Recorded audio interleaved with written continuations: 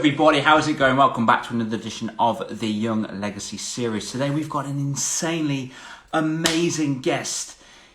Oh my gosh, he has got such a ridiculous rags to riches story. It blows my mind to understand, even fathom. Oswald is really keen for it, my dog. What he's actually achieved so far in his life, coming from where he's coming from. His beginning was so raw and so wobbly, as it were, from having an abusive father, growing up in such a toxic environment. Now, helping people change their mind. He's the number one. He wrote the number one hit story book. Well, he's the author of Change Your Mindset, Change Your Life, and I'm so stoked and so happy to have this guy on. I'm just going to see if I can get him on board right now. I'm going to go live. Jones right now. He's coming on. Here he is in 3, 2, 1. Here he is, my man. Great morning. How are you? Dude, I am just insanely blown away by you and your rags to riches story and where you are right now. Well, man, thank you so much. I'm grateful for people like you that have platforms so that stories like mine can reach people. Yes. Yeah. Yes. Oh, dude, I'm so honored. I'm really just grateful that you're here, because one of my missions is to impact over 1 million kids worldwide. And having heard your journey, followed your journey for a long time now, and seeing what you're doing with the Youth Foundation just is just insane. What an amazing guest to have on. So thank you.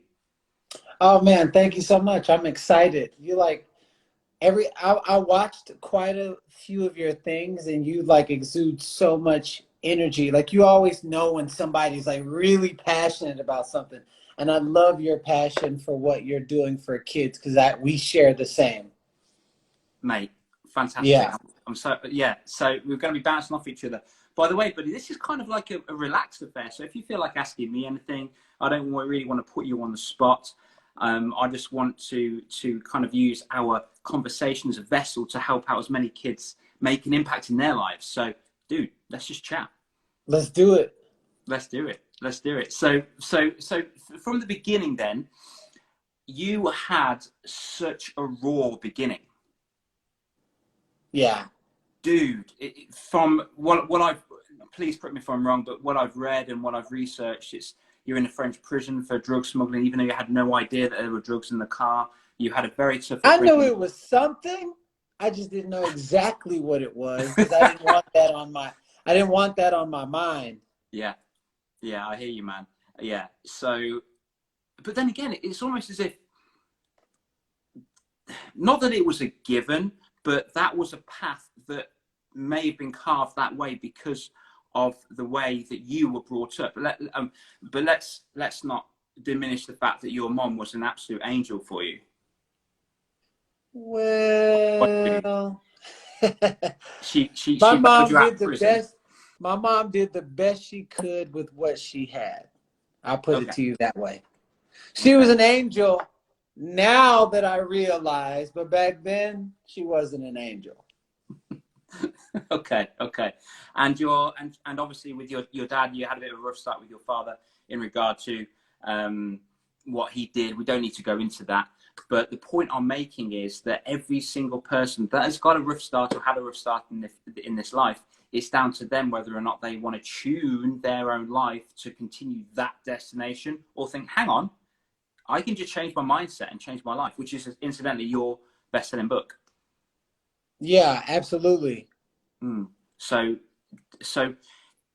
just one random quick question. If you could teleport back in the past to your 11-year-old self, A, would young him, see you now as a role model? And B, what might you say to help him impact the world? Well, one, I would never want to change not one thing. And I honestly wouldn't want to. I would live my life in such a way that 11-year-old me would see freedom inside of himself, but I wouldn't want to alter anything, because every single instance, everything that I experienced, everything that I felt, that I went through led me to the point where I am now, and I would not want to change a thing. Because it's like you play tennis. 1 millimeter to the left and the ball shoots all the way over there. 1 millimeter to the right. So I wouldn't want to change a thing. Everything that I got was perfect as it is. I would just live my life in such a way that the me could see that example of knowing I want to be like that one day. But I got that in many different variations. So I wouldn't even want to mess with the past like that. I would leave it as is, because that's why I am where I am right now. That's absolutely fantastic. And I concur. I agree. I had a tough spell in my life. And looking back, it was a gift. Struggle was a gift, because it's led me to where I am right now, to help as many people as I possibly can, and to be a positive fingerprint on this planet, which is exactly what you've become. So why would you want to change that? Nah, I wouldn't want to. I wouldn't want to go through it again, because I know how to intentionally find my struggles uh, through like different sports and things where I challenge myself. However, I'm grateful for everything that I grew through. Okay, awesome, fantastic.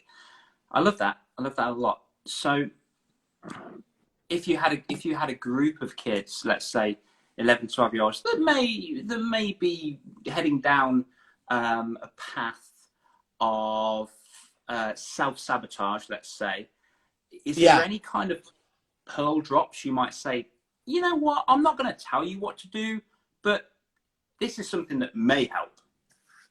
Well, the first and foremost, I think where parents and a lot of teachers get it wrong, only because of lack of awareness, is they're always trying to tell people what they should do, tell the kids what they should do, living vicariously through their kids of things that they didn't accomplish. And it's like, it runs in the family. Well, what if the kid doesn't want to, but is so used to being domesticated in what they see or what they should do, that it stages them right outside of that little voice that's inside of them telling them to do something. So for me, when I'm around any kids, I always ask them, what do you want? That is the most, because most people don't hear that. They hear their entire lives, you should do this, you should do that, you should do this, you should do that. How about, what do you want? And let's put together a plan to support you in the direction of something that you want. Because all kids, when they're 4 or 5 years old, they know what they want. I wanted to be a superhero. I wanted to have abs like an action figure. I wanted to save people's lives all over the world, and I wanted to be stronger than the average man. Well, guess what? I do for a living right now. Yeah. I save and change lives all over the world. I have abs like an action figure, and I'm stronger than the average man. But what people think is, oh my God, you have so much energy. You're doing all this and traveling from, no, what it really is little 5-year-old Garrain living out his childhood dream. So I would realign those kids back to what they wanted when they were 5 years old, and create a system and a structure that will point them in the direction, because it's all energy. The same energy that had me breaking in the cars, breaking in the homes, and doing all this crazy stuff, I still have the same energy. I just learned how to transfer it in a place that not only built me up, but also builds up humanity. And energy can't be created nor destroyed. It can only be transferred. But I didn't learn this until I was 32. I'm 41 now, living out my 6-year-old self. And that's where all the drive and the energy and the consistency and the passion comes from, because it's been inside of me my entire life. So my goal is to get them realigned before the world and society and everybody else gets to them, to trick them outside of what they already know that's living inside of them right now. It's easier with kids than it is with adults, because adults are deteriorated children.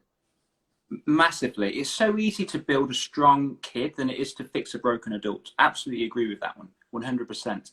And I think society, unfortunately, lives in the realm of should. Kids, you Yeah, should do this, especially education. And I know because I was teaching for over a decade in education, and I can see it. This is why I left, to do a different thing. And I remember, it's very funny you say that, because I remember there was a boy who's been labelled as ADHD, and he couldn't, Garrain, he couldn't sit still. He couldn't sit still in maths. He couldn't sit still in English, and he was a hazard. He was messing around. He was distracting other people. Fine, okay, fine, but how is it that he was one of my form tutor kids? How is it that he was able to sit in form absolutely quietly, focused on tasks? Because I gave him things that he enjoyed doing, he felt he was good at, and he was working on his self-esteem when he was doing it, and he felt like a belonging or important. And I just think let's create some amazing kids by nurturing them into a path that they love doing and things that they're good at. absolutely. And I agree with you 100%, because the story that you're telling is actually my story. I was labeled ADHD. I had Yeah. a speaking impediment problem. I was in special needs classes, and it was so interesting that the person with ADHD and the person with a speaking impediment is now a public speaker, and that can harness the mastery of peace and tranquility and calm and turn it on if we want to. Because I had to learn how to harness the energy. But if I would have listened to what my teachers told me, and if I would have listened to what they labeled me as, I would probably be dead by now. But I learned that it was all about the transfer of energy. There's energy going between you and I right now. So Mm. when you really think about all of that, it is. I'm the story. And I remember they say, "Oh, he's a troublemaker. He is this. He's always distracting students. He's getting kicked out." I got kicked out of school in 8th grade, ninth grade, 10th, no, 7th grade, 8th grade, ninth grade. Went to juvenile for half a year. 10th grade, got kicked out of school. Went to another school that was more focused on. The individualisms of the kids, and then I started excelling. Mm. And so they didn't put Amazing. me into this blanket testing. It was like less kids, but they could focus more on me. And I remember my art Mm. teacher, Miss Resnick, she was like, "He doesn't have a problem, he just needs new challenges." And so when I went to a place where I was doing something with all this energy and I was challenging myself, I kept outgrowing. And the kid, get this, the kid with a speaking impediment, the kid with ADHD, the kid who was completely written off by all his teachers except for one, and graduated third from the bottom in high school. And I graduated with 1,400 kids, third from the bottom, Wow. is now the most successful person in the history of my school. It's interesting. Dude. And I'm a public speaker. And I wrote a book. You did. And I'm one of the peaceful people that can be in any environment and harness my energy. It's so interesting. But when you start telling yourself who you are, you won't allow other people to tell you who you are, which is like a prison inside of a prison. Dude, there's something I teach. I ask kids that I mentor, who's your best friend? And they say, oh, Des. Oh, Billy. Oh, Erica. You're your best friend. You're going to stand up for yourself. As soon as you start giving yourself a pat on the back, as soon as you start, carving your own destiny for what you want to do, nothing will ever be in your way. You can go out there and absolutely win. And it's so super interesting you say that. I've got so many things from what you've just said, but one of the things I got was the fact that sometimes these kids with, labels, let's put it, society sometimes deems them as naughty and disrespectful and not very nice and unkind. I've spoken to so many of these kids worldwide, and they're the kindest kids in the world. They're so Yeah. polite. They're so lovely. And the fact that you are giving to this world through mediums that you're uncomfortable with, writing, speaking, is insane. It's just the essence of kindness. Yeah,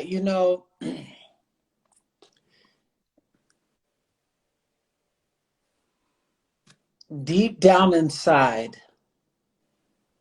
all I ever wanted, even when I was the reason why I acted out, because no one ever took the time with me. No one, not my mom, not my dad, not my cousins. Nobody ever took the time with me.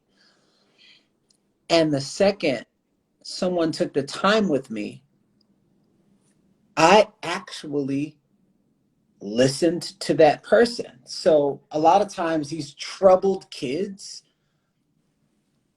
where society labels troubled, they just want somebody to acknowledge them, acknowledge their existence, ask them what they want, ask them what they like. And I literally this last year, I went to a school and it was all these kids got kicked out of their public schools. They go in and out of juvenile and everything. And I walked up in that school and they were all looking at me like this. And within 2 minutes, I said, I know you. And they're just all looking at me. This is like there was like a bunch of gangs, people in and out of school. And I said, I know you because I am you. And I can tell you this, there's absolutely nothing wrong with you. I went to a school, this alternative school, just like this. And all people ever told me was this. Well, let me tell you something. I rewrote my history and I told myself what I was going to do. And this is what I accomplished, this. And then all of a sudden they started paying attention. When I left that school after sharing my story on what the potential could be coming from where they came from, the principal said, I've never seen these kids react to someone the way that they did. We've paid so big name people to come here. They didn't give them the time of day, but they were locked into every one of your words. We were taking pictures. And the one kid in particular was like, I'm about to go to prison for 20 years. I'm being tried as an adult. Do you have anything for me? He was like, I didn't do what they said I was going to do. And I said, if you trust me, I was like, you could alter the course of your reality. There's a book that I've read over 400 times called The Power of Positive Thinking. I was like, you start reading that book, if you do the exercise, if you do morning affirmations where you tell yourself, I am a free and successful, healthy man every single day. Well, guess what? 3 months ago, I got a message from the principal that said, you know that guy that you spoke to that was getting ready to go to prison? Magically, something happened and he got off and he's free and he does not have to go to prison. So I want to thank you for what you instilled in him, because he just turned into a completely different person. Well, guess what? That same school was so impacted that they just purchased 350 of my books to teach as curriculum inside of their school. They hired me to pay me $50,000 to go and teach their teachers how to communicate effectively on an emotional intelligence level with their kids, and also do 3 workshops with their kids. That's mind-blowing. Yeah. That I can't fathom that. First of all, I want to congratulate the principal for having the open-mindedness to have you there. Second of Absolutely, all, yes. Congratulate you for just being you, and congratulate all the kids that decided to listen for themselves. This boy, he could have just squashed your advice. I'm not going to read that positive nonsense, but he didn't. He chose to, which shows that he does have an element of care for himself, which is vital. To get all those books as curriculum, They just purchased that, and they said we'll be teaching those books with and going over it with the students. So you've obviously, yeah, and you've got you've got tasks in there that they go through. Are you gonna like refine it or make it a Well, bit the more book is student going to be focused? the book is going to be the book, but I'm creating a study course around it. Yeah, yeah. And see the principal. I actually attended a deep transformational seminar with the principal, and during that transformational seminar, she made a vision. She casted a vision to change her school. Well, a year later, she reached out to me, and this was to carry out her vision. Wow, Yeah. wow. That it's great making the like having the money because it's a reflection of obviously your value, but it's nothing compared to the impact of the lives that you are going to influence so miraculously, is it? That blows my mind. That absolutely blows Well, my mind. what I've learned is people listen to who they relate to. Yeah, true. And that's why it's always important to share your testimony. And a Mm. lot of times people are afraid to share their testimony. But when I realized my greatest gift wasn't my ability to sing and dance and play sports at a high level, my greatest gift was the suffering that I overcame so that I could be a voice of the voiceless. And so if you don't give your testimony away, there may be millions of people that won't know that it's possible. So when I went in there and said I went to juvenile jail, I chased women, I became a reflection of all of them, and they could see themselves inside of me, which opened up the door and which allowed them to trust the message and want to evolve with that message. And the fact that you're so relatable as well, and the fact that you've lived that journey and had the gumption to change, because that must have been so hard for you. Because I guess these kids are so fortunate to have you go, boink, this is me. I'm like you. I can see you and me, and I hope you can see you and me as well. This is what we're going to do. This is how it helped me, and you just went and free flowed and absolutely smashed it so much. And for you have had to climb such a big mountain because, correct me if I'm wrong, but I don't suppose you had somebody like you in your past. You've had to do it Absolutely not. all yourself. I You did maybe had that not. one, your one art teacher, and that's beautiful. You But know, I somehow, my life is like a video game. You play Zelda, and every 3 rounds, there's the wise owl.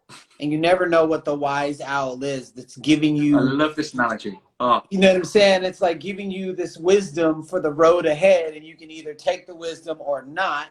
Somehow or another, some of that wisdom that was imparted into me, I took it without knowing that I was taking it. And so now I try to be that wise owl for humanity and for the world and for kids and things like that. And if you take it, cool. And if you don't take it, well, my intention was for you to grasp it and then use applied knowledge so that you can produce extraordinary results in your life. dude, I use the analogy so much with kids because what's the point in playing Super Mario level 1 on repeats? Level 2 is going to be harder, and level 2 could be a bully in the real world, and then you've got to fight Bowser, and then that could be a teacher giving you a hard time, or it could be a certain exam. Things are meant to get hard. They're meant to get hard, and I love the way that you framed that because you're the wise owl and you give and they receive. But what's cool is that you give not to say, oh, this is how I did it, do it my way. You give to say, this is what we do, this is what I did, do as you will with it. and hopefully they can find their own path their own way. So Yeah. if you know what I mean. So it's almost as Hmm. if you don't need little Johnny over there to say, "Oh, Grant sorted me out. He said he's teaching me this. Go and see him. It's fantastic." Rah rah. You don't need that. You don't have that ego attached to it. He could just do it himself, and he could inspire another kid, another kid, another kid. Your work, your wise out. Your work's done. Yeah, I'm a big fan of not telling people what you need to do True. I love because it. I I love don't that. like people to tell me what I need to do. You don't get to shit on me. I just, my mother used to tell me, she used to do that all the time. She was like, your clothes don't match. You should wear this. And we don't do things like that. And I was like, Mom, ask me if I love it. And I remember I used to yell. Now, here's the crazy thing. My brother actually got hooked with, okay, okay, okay, and started doing that. So I didn't know that by wanting to do it, not like my way, but it was the soul of the freedom inside of me that says I've got to do it in a way that makes sense to my soul, even though I couldn't articulate it at that time. And my brother would do it how somebody told him he should do it. Well, guess what? The variation of my brother and I are night and day because he's under the mental jurisdiction of I'm just doing what everybody told me to do. And Garrain is found his own path by looking and searching and discovering and being open and it's vastly different. And my brother is so smart, but he's still inside of the little bubble. And that's where most people are. Yeah. Would you say that's conditioning or fear or mixture? 100% conditioning, Right. but that conditioning starts from fear. Because what do we hear? There's like always obey your parents. Hmm. Well, always obey older people and things like that. Well, all the older people that were in my life when I was a little kid effed me over. Like I didn't trust them. I was 4 years old living in an apartment complex. So imagine an adult who comes up to a 4-year-old child and says, "Hey, do you want to go to Disneyland?" I don't know any better. Um, I'm literally I'm 4. And he was like, "If you get into that dryer, you'll go to Disneyland." And I remember saying, "This doesn't make sense, but I should believe and I should listen to grown-ups."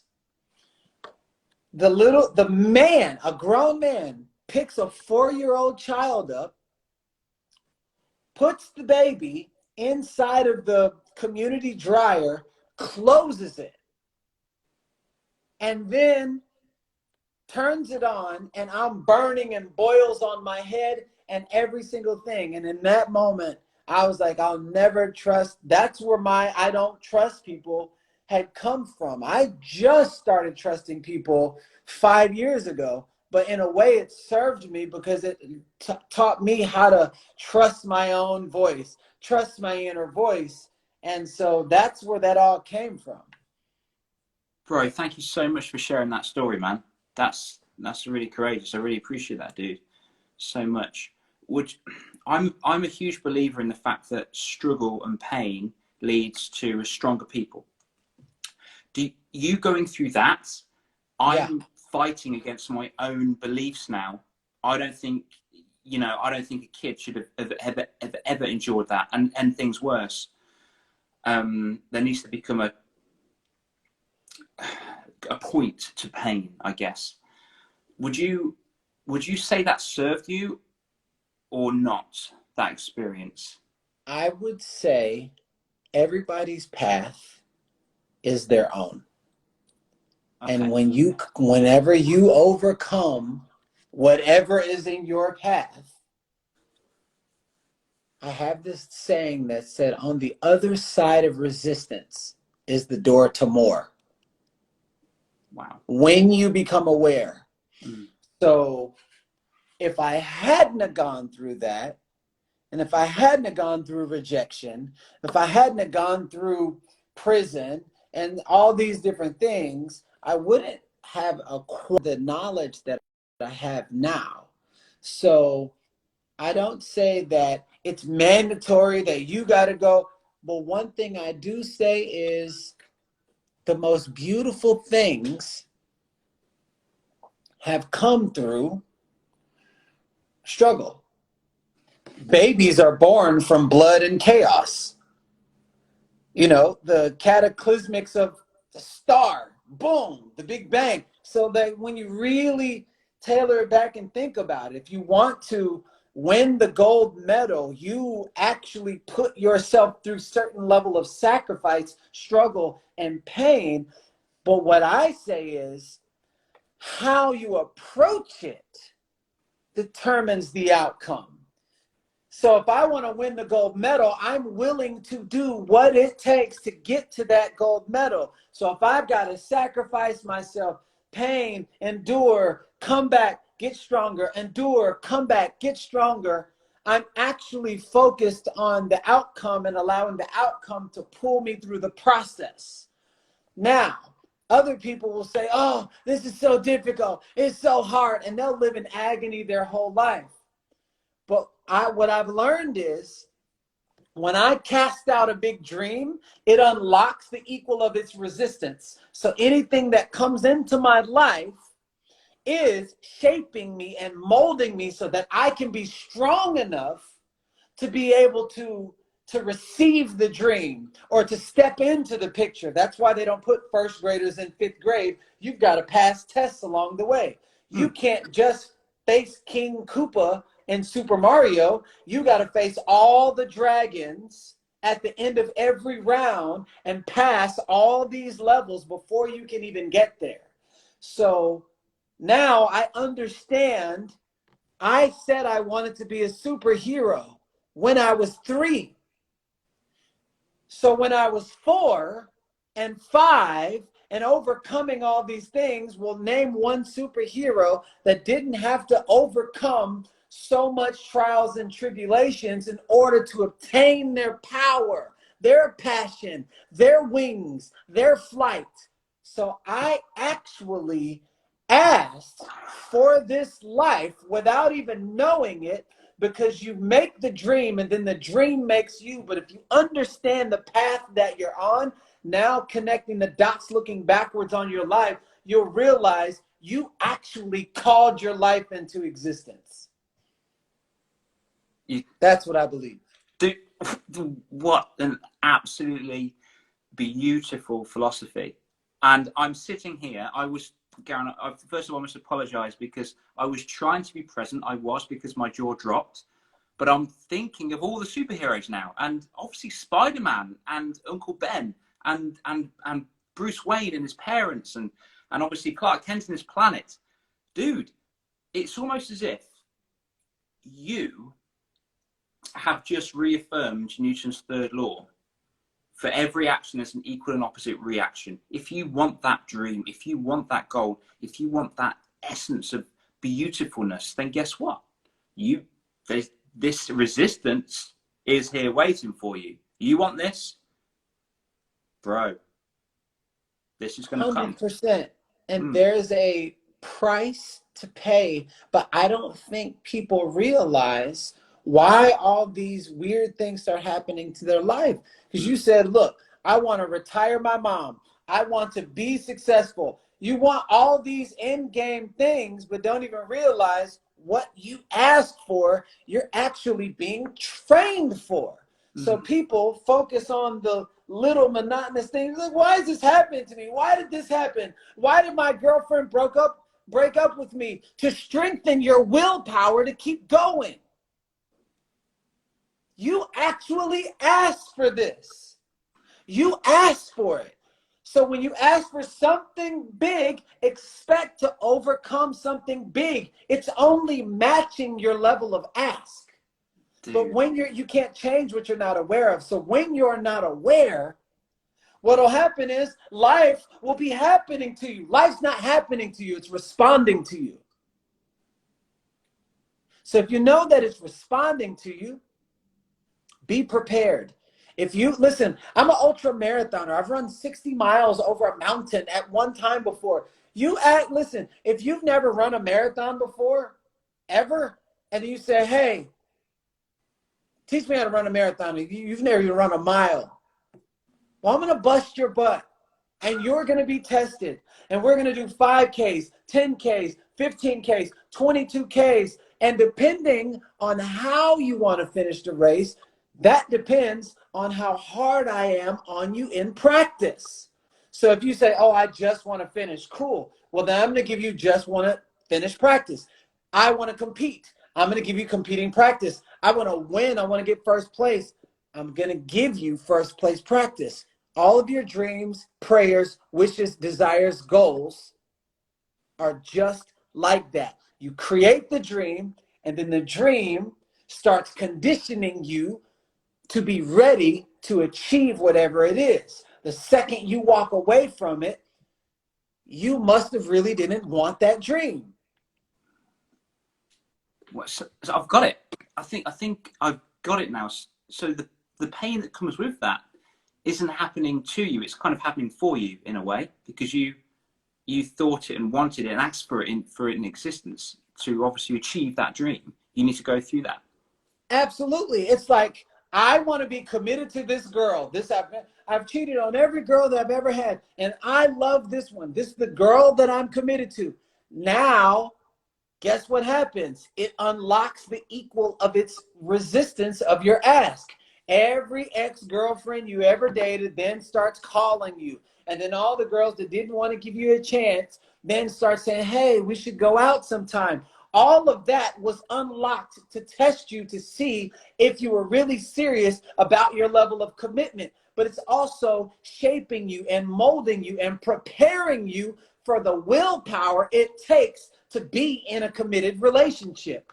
Anything that you do, anything that you say that you want will unlock the raft of the tests to test you to see if you actually want it. But it's also shaping you, preparing you, and molding you.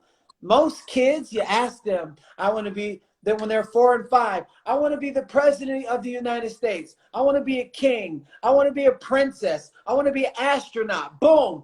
That's your level of ask. So life is going to give you all of that, but you're not even conscious that that's happening. So what happens is life is happening to you. Why is all this happening to me? Once it clicked, I asked to be a superhero, and I maintained that all my life.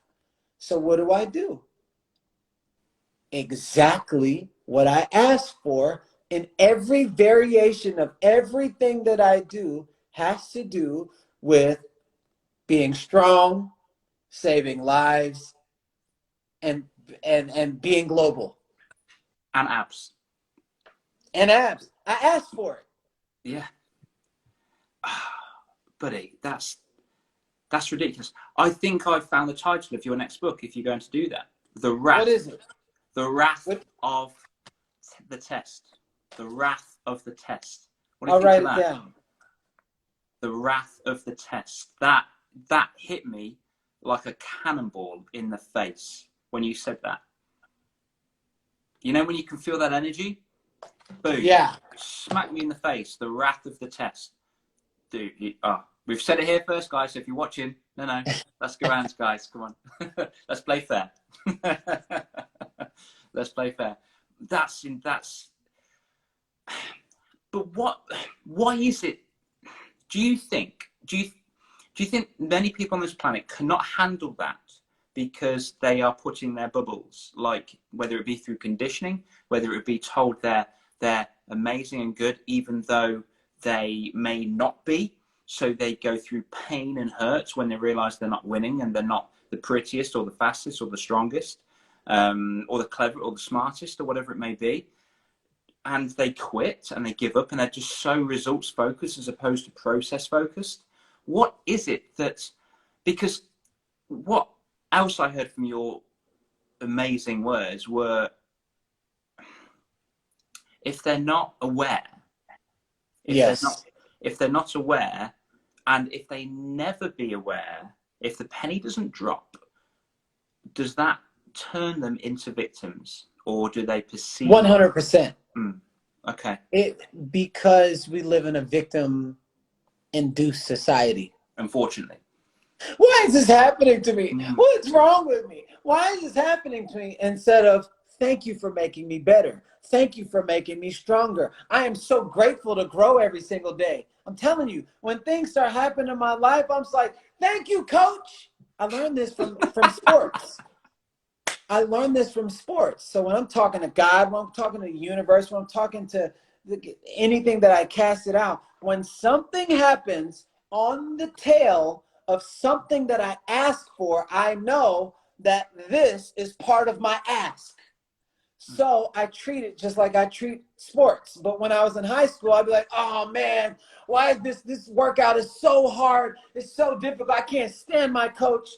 But now at age 40, before the pandemic happened, I was training for the 2020 Olympics. I was one of the top 14 fastest 40-year-olds in the 400 hurdles in the world at the time. And then the pandemic happened. I was like, damn. But when I was approaching track and field this time, when coach would give me the workouts, and I say, thank you in advance, coach. I am so grateful to grow. So when I would go out there and I'm like, I say, thank you, coach. Thank you for making me better. And then I started to use that in life. Whenever something would happen, I would just say, thank you, coach. But I'm actually talking to God. And I'm just like, thank you, coach. Thank you for making me better, because I know that this is the race that I'm running. And if I put it out there, that's what it is. We were given this even at school. When you're a little kid, I don't know how it is in the UK, but when you're a little kid, they'll say, you're class of 1998 when you're 5 years old. That's the year that you're going to graduate high school. I didn't know that when I was 5, but they gave you a vision. Oh, class of 98. And every year they'd pump it with so much energy, and the kids would have so much energy. So what would happen? Kindergarten, first, second, third, fourth, fifth. It keeps you in a line. But what happens during those years? There's bullies, there's tests, there's the rises and falls. Kindergarten, first, second, third, fourth, fifth, drop. Sixth, seventh, eighth, drop. Yeah. Ninth, 10th, 11th. And there's a test after every year to see if you comprehended the level you just came from. But 11th, 12th, life. Wherever you stopped learning is right where you pick up where you left off. So when people want to grow or they want to become better, they're actually going to pick up where they left off. And if you've ever missed 2 weeks of school, you will feel overwhelmed because you've got to make up for all this time. Well, guess what? If you miss 15 years of school, of continuous learning, you're going to have to make up for all of this time. But you can compress time frames by reading and reading and reading and listening. Turn off the radio, turn off the TV, use your car as a university on wheels so that you can get an advantage and you can learn 10 years worth of stuff in 1 year. And this will get you caught up with the evolution of that which you call yourself, so that life won't seem so difficult like it's coming at you. You're actually ahead of your life. Wow. That's where it comes from. It's you just haven't been in testing phase. You just haven't been in the consistent of evolving. You know, your phone slows down or often breaks down if you don't update it when it says update the phone. Well, if you don't update yourself, it's run off the same program. Forever.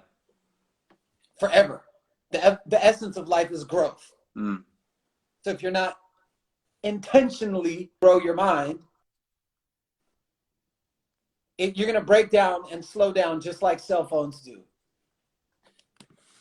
Dude, insane. So two things from that. I'll be vulnerable with you right now, Grant. I've been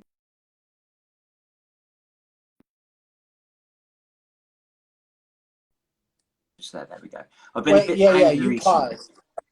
I pause. Let me come back now. I've been a bit angry recently, um, at myself.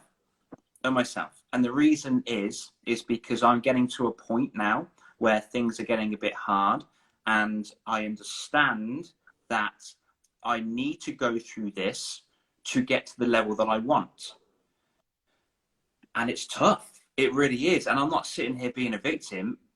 What I'm drawing from this is, kids, if you're watching this, and adults if you're watching this as well, and you may not be angry, you may be sad, you may be victim mode, you may be thinking poor me or whatever it may be. The thing that I got is, I'm going to thank God or the universe or whatever you believe in. I'm going to thank for that coach. I love that coach for that challenge. Thank you for frustrating me so much. I know it's my frustration and I've got the space here to express it safely. Thank you so much. I realize this is going to help me get to the next level, as opposed to being wrapped up in it and wrapping myself in a blanket of annoyance and anger. Just be like, release it and thank coach. Thanks, man. Appreciate it. Thank you very much. Because it adds a sense of humility to it as well, and perseverance. So I love that. That's very cool. Gratitude is the glue that holds life together. And it gives you a powerful force when you're grateful in all things. In all things, I'm so grateful that I did not get that job. I'm so grateful that she dumped me. And when you learn how to find the silver lining in all things from the spirit of gratitude, something will start to, you like take this cup, it starts to fill up and fill up and fill up, and eventually it reaches a tipping point, and then it starts to spill over into the next container. This cup is you. The next container is the physical evidence in your life.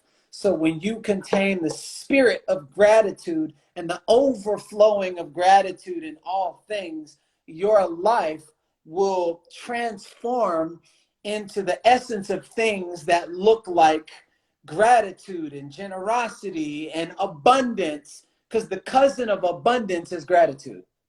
The seed of abundance is gratitude, being grateful. I've never heard that before. The gratitude, the spirit of gratitude. Yeah. It just makes perfect sense. Yeah. Anything you plant will grow. If you plant a gratitude seed, but the only way, you don't plant the seed and then come back and all of a sudden your fruit and your plants have grown. No, you've got to plant the seed, make sure it's getting proper water and sunlight. So the proper water and sunlight in the spirit of gratitude is continuously being grateful, continuously nourishing. And the best way to do that is take every opportunity to be grateful. The best way to have a meaningful relationship with your spouse is be in the spirit of love. So when you don't like something, still express your love, because you're creating a habit loop. And when you create a habit loop of love under any circumstance, that will eventually fold over into the physical evidence in your life. And now your relationship will be in the spirit of love, not finding what's wrong with things, but actually looking at what's right with things and turning that and everything, and turning all of that into love, turning it all into gratitude. And your life will be a manifestation of the thoughts that you give the most power to. Beautiful. Absolutely beautiful. And to help people go through that as well, because I'm listening to this and thinking, okay, I want this for me. What I would probably, or what I have done in the pastoral with, not anymore, but I would say trust the process and be patient with it as well. Because gratefulness, whenever I've got I love my mom so much. If you're watching this, hey mom, she always watches my lives. Hey mom, my dad as well. I'm so blessed. Was so lucky. I don't believe in luck, but you know, I chose them, man. I chose my parents. Weirdly, I can't describe it. I'm so fortunate. I've got a beautiful girlfriend. I've got a lovely house. I'm so grateful for all of that. And when I switch that on, just like you say, wow, you it's almost as if things just my filters get brighter. I can't describe it very well. I don't know if you get that, but when my gratitude is turned on, everything just seems a bit more brighter, and everything just seems a bit more happier and lovely. The heart is the most powerful. The EKGs of a heart is the most powerful frequency in the world.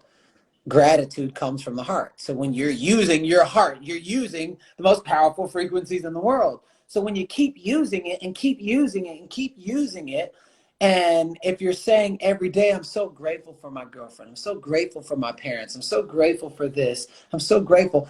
Imagine this. You have your girlfriend, you love her, right? Yes. Okay. What do you think she would say if you went 2 full days being around her and you didn't touch her, you didn't kiss her, and you didn't say, I love you, baby, or you didn't say, I love you? What do you think she would say? She'd be very suspicious, Gran. Very suspicious. Okay. So we understand this with our spouses, but we don't understand this with ourselves. Because we don't do that to ourselves. We don't say, I love this when it comes to our own self-love. Being grateful is actually recycling the love in ourselves for everything. And we don't do that. We do that out, but we don't do it in. So the emptiness that we feel is not from the other person. It's from us not self-fulfilling our own internal prophecy. So when you're grateful, that's a self-fulfillment, which is why you feel so good when you turn that on. It's coming internally. I'm grateful. I'm grateful. It takes humility. Ego cannot be present.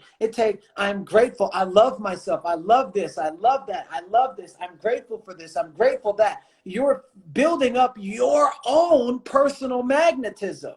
We're the most powerful magnet in the world. So when we love ourselves the way that we love our favorite shoes, or we love our wives, everything outside of you benefits from the best of you instead of them benefiting from your scraps because you don't give to yourself, because your own consciousness is not hearing the word grateful coming out of your mouth.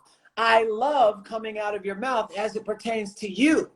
So the 100% you think that you could be giving to your girlfriend is actually 100% from the 2% that you give to yourself, which is not 100%. Whoa. So imagine if you switch that on. So when you switch on the 100% through yourself, your girlfriend is actually benefiting from your overflow, and it amplifies y'all's relationship. Guys, I hope you've been listening to this. Guys, I hope that you've been getting so much love on this, Garrain. Seriously, that is mind blowing. And when I coach children, I say that when it concerns bullies, I tell them to love yourself, because then that love will be reciprocated to the bully. Hurt people just hurt people. That's all they're doing. But when you show love, when you show love, nothing can harm you.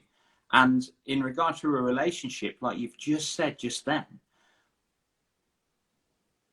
just imagine how much love I can give Laura if I start. And okay, let me be real with you. I would like to say that I love myself. If I was to put a percent on it right now, 72%. So I'm giving 100% of my love from only 72%. What can I do to switch that up a little bit more? Well, gratitude, self-respect, perseverance, confidence. Not being hard on yourself from the new thing, the new awareness that you just had 5 minutes ago. You're like, oh man, I could be grateful for the challenge. I could be grateful for the Yes, test. All you're saying is, I love myself enough to appreciate this test. exactly. Ah, Now you're not a victim. no, Now it's absolutely just not. like, you're facing life head on. But when you come from 100%, when you come from 100%, you create, there's a protective bubble because our energy, our soul extends further than our skin. Mm, We're a spirit having a human experience, but like yeah, there's a spirit in there. It extends. That's why you can walk in a room full of people who don't like you and you can feel it. You can walk into a room full of people who love you at your grandmother's house when she's cooking and nobody's talking, and you can feel it because it's everybody's soul amplifying the space. Well, guess what? If you don't amplify your own space, you're actually sucking energy out of the room. You're taking energy away from your kids, away from your job, away from your book that you're writing, away from your projects, because you don't see you as the most important component to everything great in your life. it makes beautiful sense, and I am a huge advocate of that. I don't know if what it's like in the US. In England, I'm really fighting for people to love themselves hugely. What I found is, unfortunately, people could think it's arrogant. It's not. Loving yourself isn't arrogant. It's anything. It's self belief. It's self appreciation. Because, like you've just said, in order to love others, in order to respect and be kind and caring for others, it needs to begin here first. This is why I say you've got to be your own best friend first and love yourself first. Um, Bro, this has been so Yeah. powerful. Thank Yeah, you. everything is about the come from. It's everything is context. So you can love yourself, but have the context is this love is flowing through me out into the world Mhm. to to show people an example of freedom. I want to live life in such a way that people discover freedom through me and reflect to themselves and say, I deserve to be free too. Mm. And you can't force and you can't will your way into that life because it takes a certain submissiveness and it takes surrender and it takes no ego can be anywhere around to truly love. Yeah. And I always have to show people, even with all this racism stuff going on, and I hear people just say, oh, and we just need to love one another. You can't. That's so irresponsible to say, because there's different variations of love, so you can't just say that. Because I met a girl who was freaking getting beat up by her husband, and she was like, but he loves me, and she goes right back, and that's her version of love. Ah, it's So relative. when you say, oh, we just love people, so much love to most people in the world comes from pain. And that's not the essence of love. The essence of love. If there is no resentment, there is no hate, there is none of that. So you got to will them back and give them context of when it comes to what it means to truly be love. Bro. Yeah, bro. I I can't think of a better sentiment to end. I wish I had all the time in the world with you, because there's just so many pearls of energy and love and wisdom and thought going into every ounce of your words. So I thank you so much. You are so welcome, and I appreciate you for creating the space for us to have a conversation. And my intention was for somebody out there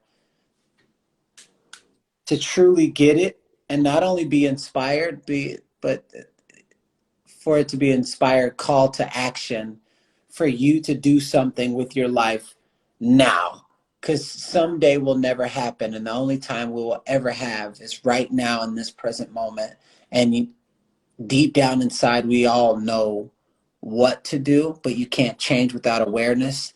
So my intention is that you gain the awareness to do the next right step to improving the quality of your life.